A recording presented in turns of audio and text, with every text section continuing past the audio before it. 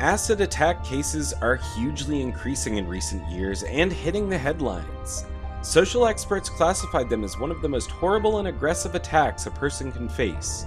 With the availability of acid found everywhere and used for specific purposes, it is shocking to see how people are often attacked by others using this dangerous chemical product. What makes it worse is when an acid attacker is a person who is familiar to the victim, just like what happened to Naomi Campbell. Her best friend Mary threw acid on her face. The attack caused not only physical injuries, but also affected hugely her psychological side. So how did this happen, and what is the reason behind such an attack? Let us find out. But before we start, I would love it if you would subscribe to the channel, hit the notification button so you will never miss out on any of our documentary stories. Let's not waste a second more and move on with the video. Naomi's story is one of betrayal and loss, and it is now only 5 years later that she is ready to talk about it. The incidents took place in the United Kingdom in 2012 when Naomi was walking home from work on the night of the attack. "I took the bus when I was on my way home," she said. "I reached the bus stop just opposite my house, Broomhall Road. As I was on the phone with my boyfriend, I don't know, something just caught my attention. I felt startled a bit. I looked over to the side and I remember seeing someone in all black with their face covered. As I turned, I remembered seeing this figure and it just took me a couple of seconds. All I felt was a massive splash. I started shaking and screaming. I thought someone was trying to kill me."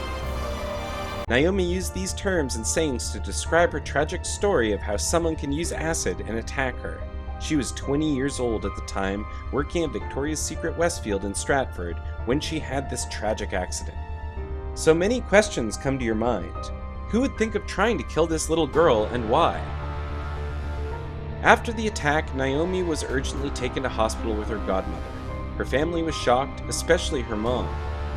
Mr. Naguib El-Mutardi, a consultant plastic reconstructive and burn surgeon at the hospital, described Naomi's extent of the injuries that night. He said that the wounds were mainly on the right side of the face, the front, and the middle of the skull. It was also partially taking part in the nose, upper lip, part of the neck, her right forearm and hand, and on her left thigh. At first, it was too hard for Naomi to accept her physical change and current looks. Her face became distorted in addition to some parts of her body and her hands. She suffered a lot and lost her right eyelid on her right eye. She reached the point that she didn't even want to survive. Not only that, but she had to go to Broomfield Hospital frequently. She had to see the surgeon and do laser treatments 3 times a year.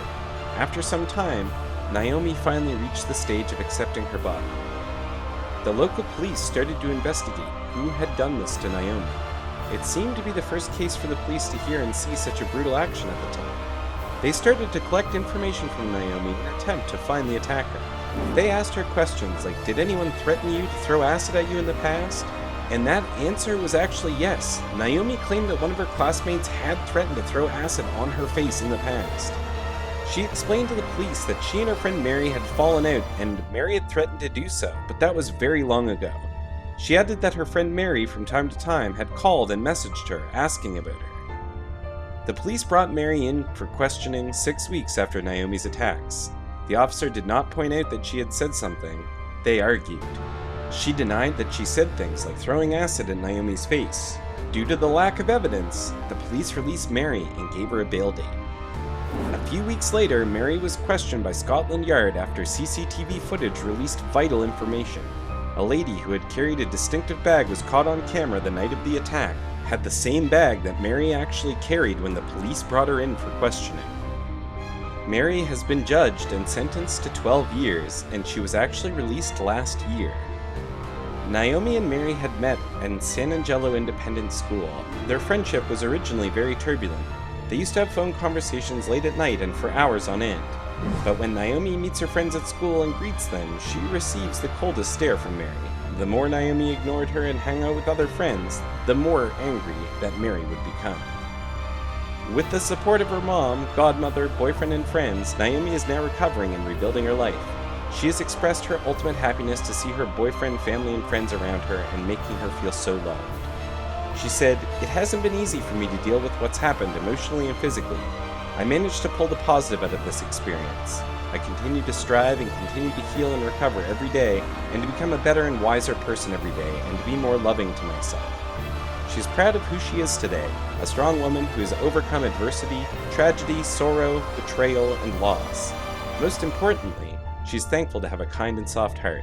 Every single day, you learn something new. Every day you must have a different type of strength in different situations.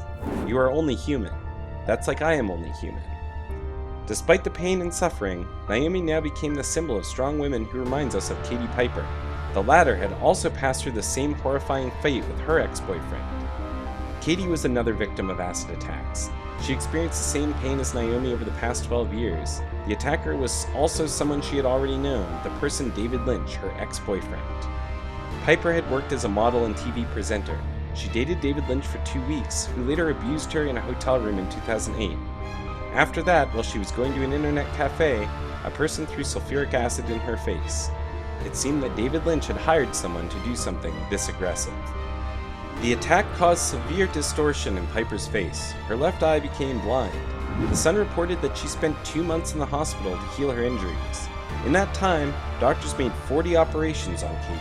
She also had to wear a plastic mask 24/7 to protect herself.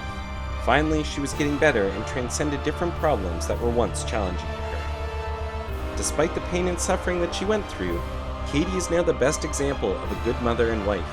After a year, she set up the Katie Piper Foundation to help burn victims with the different services they needed. She also became a filmmaker. She won awards for a documentary that she made. Loose Women, This Morning, Never Seen a Doctor, and Body Shockers were some of the well-known UK programs and shows where she appeared as a guest. 10 years after the horrible acid attack, she married Richard Sutton, who loved her so much. She founded with him a beautiful family and gave birth to Belle, their beautiful daughter. For her, Richard is a gift from God and the best person she has ever met in her life. Katie went on to describe her road to recovery. She said, "In those early days, I created barriers in my head about being unable to get back to work on not feeling attractive. When I was single and dating my now husband, I thought he would never like me. That's nothing to go wrong. He won't like me, and what's the point of going? But then I thought, what did I lose? My experiences have taught me confidence and happiness are life choices. It's not just luck."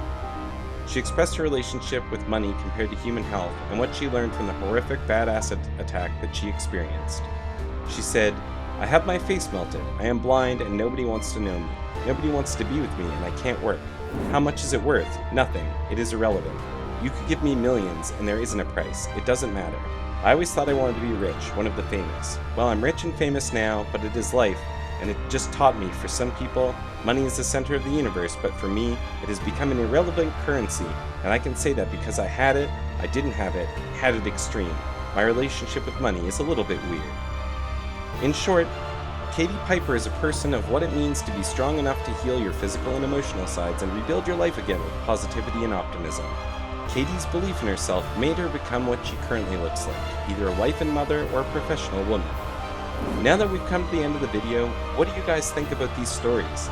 Let us know in the comment section down below.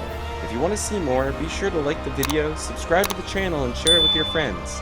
Thank you so much for watching, and I hope to see you again next time.